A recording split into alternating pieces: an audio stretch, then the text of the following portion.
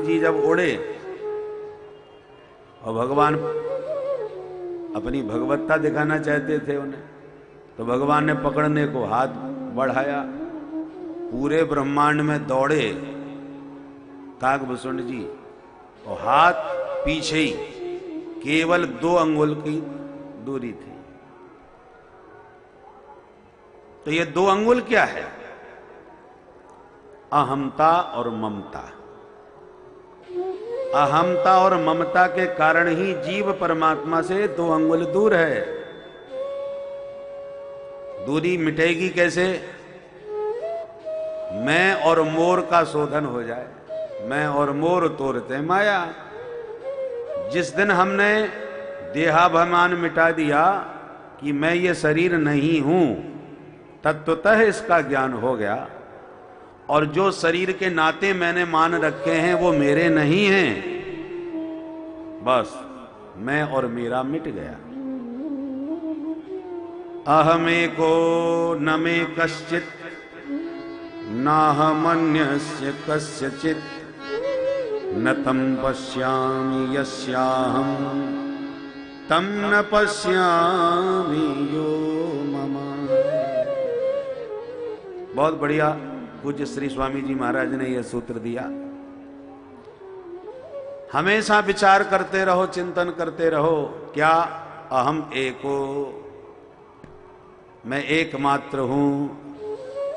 न मे कश्चित्, इस संसार में दूसरा मेरा कोई भी नहीं है। क्यों नहीं है? इतने तो हैं, किसी को भी अपना बना लो। क्यों नहीं है तुम्हारा कोई? बोले न तम पश्यामि यस्याहम, ऐसा मुझे कोई दिखता ही नहीं है जिसका मैं हमेशा के लिए हो सकूं, शाश्वत रूप से मैं उसका बन सकूं। ऐसा संसार में कोई नहीं। और तम न पश्यामि यो मम, ऐसा भी कोई नजर नहीं आता जो सदा सर्वदा के लिए मेरा बन सके, हमेशा के लिए मेरा हो सके। संसार में लोग प्रेम करते हैं, प्रेम की सौगंधें खाते हैं कि रहेंगे साथ में, मरेंगे साथ में, जिंदगी भर, जीवन भर कभी साथ नहीं छोड़ेंगे। तो इस जीवन में भले ही तुम साथ में रह लो, और कभी कभी जब प्रेम में बहुत बाधाएं आने लगती हैं तो दोनों एक साथ आत्महत्या कर बैठते हैं। पर जहां मरे नहीं, 2 प्रेमी जब मरते हैं तो अपने अपने कर्मानुसार जाएंगे, वो एक साथ थोड़ी जाएंगे। वो अपने कर्म के अनुसार जाएगा, दूसरा अपने कर्म के अनुसार जाएगा, तो बिछो तो हो गया। मिल कहां पाए भाई? मिलने के लिए ही तो मरते हैं। तो जब यहां नहीं मिल पाए तो मरने के बाद क्या मिल पाएंगे? सब अपने अपने कर्मानुसार जाएंगे। देखो ये संसार प्रवाह है, जैसे गंगा जी में प्रवाह है, धारा, ये संसार की भी धारा है। अब इस धारा में कभी कभी बाढ़ आ जाती है, कई तट के जो वृक्ष हैं वो टूट करके गिर जाते हैं। आपने देखा होगा बाढ़ में कई लकड़ियां बही चली जाती हैं, वृक्ष बहे चले जाते हैं, यहां तक कि पशु भी बह जाते हैं। परंतु धारा में बह तो सब रहे हैं। कभी कभी बहते बहते 2 लकड़ियां इकट्ठी हो जाती हैं, बहुत सी इकट्ठी हो जाती हैं। और जहां आगे चल करके कोई बीच में धारा में कोई व्यवधान आया तो कुछ लकड़ी इधर चली गई, कुछ इधर बह गई, बिछुड़ गई। अब जरूरी नहीं कि साथ साथ ही बहेंगे ये हमेशा, आगे चल के कभी कभी साथ साथ भी हो जाते हैं तो कभी अलग अलग भी हो जाते हैं। आप जो बिछुड़ गए हैं हो सकता है आगे चल के फिर मिल जाएं, और ये भी हो सकता है कि समुद्र में ही जाके मिलें, बीच में कभी दोबारा मिलन ही ना हो गए। दोनों बातें संभव है। उसी प्रकार जीव इस संसार की धारा में बहा चला जा रहा है, अपने अपने कर्मों से जन्म लेते हैं, मरते हैं। उसमें हो सकता है आप बीच में फिर दोबारा मिल जाएं, और ये भी हो सकता है कभी ना मिले। इसलिए न तम पश्यामि यस्याहं तम न पश्यामि यो मम। संसार में ऐसा कोई जीव नहीं जिसका हम हमेशा के लिए हो सकें या वो हमेशा के लिए हमारा बन सके।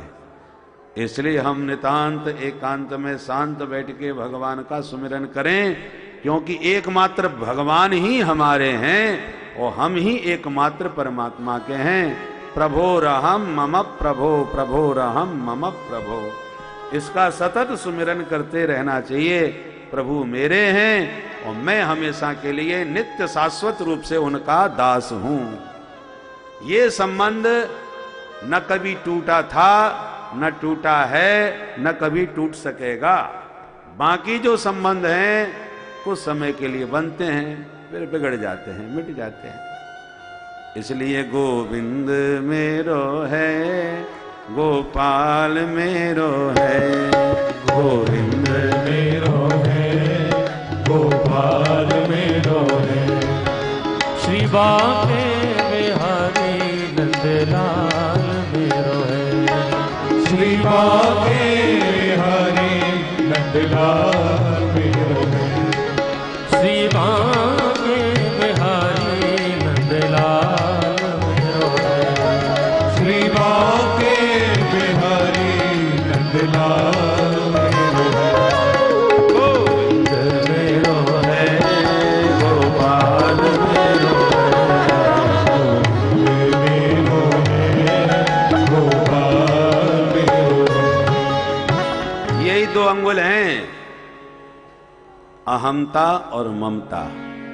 जिसकी अहमता ममता मिट गई, माधव उसी के प्रेम पास में बंध जाते हैं। दो अंगुल कम पड़ रही। अथवा भक्तजन परिश्रम और भगवत कृपा। जीव भगवान को कब बांध पाता है अपने प्रेम पास में? जब उसका प्रबल पुरुषार्थ हो। और पुरुषार्थ मात्र से काम नहीं चलेगा, उसके पुरुषार्थ पर भगवान की कृपा भी हो। दोनों बातें। यदि बहुत आप परिश्रमी पुरुषार्थी हैं और ठाकुर जी कृपा नहीं कर रहे, तब बात नहीं बनेगी। आपने देखा होगा, दिन रात मेहनत करने वाले, परंतु परिणाम सामने नहीं आता उनके। और कई ऐसे होते हैं, मिट्टी छुएं तो सोना बन जाए, और कुछ ऐसे होते हैं सोना लें तो मिट्टी बन जाए। बोलो राधे राधे। परंतु जो उत्साह से भरे हुए हैं, पुरुषार्थ ईमानदारी से कर रहे हैं, तो फिर भगवान भी उन पर कृपा निश्चित रूप से करते हैं। भगवान अर्जुन का साथ जरूर देते हैं, किंतु कब? जब अर्जुन स्वयं लड़ने को खड़ा हो जाता है, तब। भगवान कह भी रहे हैं कि ये सब मेरी आंखों से मरे हुए हैं, निमित्त मात्रम भव। तुझे तो केवल टपकाना है, बाकी तो मैंने पहले ही मार रखे हैं। सच्चाई भी यही है। किंतु फिर भी युद्ध तो अर्जुन को करना ही पड़ेगा, साथ भगवान निभाएंगे। हम सबके जीवन में कुरुक्षेत्र है। ये सारा संसार कुरुक्षेत्र का ही मैदान है। हर व्यक्ति को अर्जुन की तरह लड़ना पड़ता है, और प्रायः समाज में अपनों से ही ज्यादा लड़ना पड़ता है। बोलो राधे राधे। बाहर का शत्रु ज्यादा खतरनाक नहीं है, क्योंकि स्पष्ट दिखाई पड़ रहा है कि दुश्मन है। खतरा उनसे है कि जिनको हम अपना मानते हैं और भीतर ही भीतर दुश्मनी का काम करते हैं, जो समझ में ही नहीं आते। कौआ से खतरा नहीं है, वो बाहर का काला है, पेट का भी काला है, तो धोखा तो नहीं है। खतरा तो उस बगुले से है, जो बाहर से एकदम उज्जवल है, धवल है, सुंदर है, हंस जैसा है, और पेट में इतना खोट है कि हमेशा मछली फांसने के चक्कर में ही रहता है। तो पेट का काला है, बाहर से उजाला है। कौआ से खतरा नहीं है, बाहर से काला है, भीतर से काला है, तो धोखा तो नहीं हो रहा किसी को। इसलिए हर अर्जुन को अपनों से ही इस संसार के कुरुक्षेत्र में लड़ना पड़ता है। दुश्मन को लड़ने में कोई परेशानी, पर अपने से लड़ने में बड़ी दिक्कत आती है। कोई क्या कहेगा, सोचेगा, खानदान की बात बिगड़ेगी, ढकी हुई बात उजागर हो जाएगी। हजारों प्रकार से सोचना पड़ता है। अर्जुन को अपनों के साथ युद्ध करना पड़ा और भगवान ने भी पूरा साथ दिया। सुग्रीव को भी अपने ही भाई बाली से लड़ना पड़ा, राम जी ने पूरा साथ दिया। अर्जुन के दुश्मनों को भगवान ने ही मारा, पर निमित्त अर्जुन को बनाया। सुग्रीव के भाई बाली को भी भगवान ने ही मारा, पर लड़ा सुग्रीव ही। उसी प्रकार हम और आप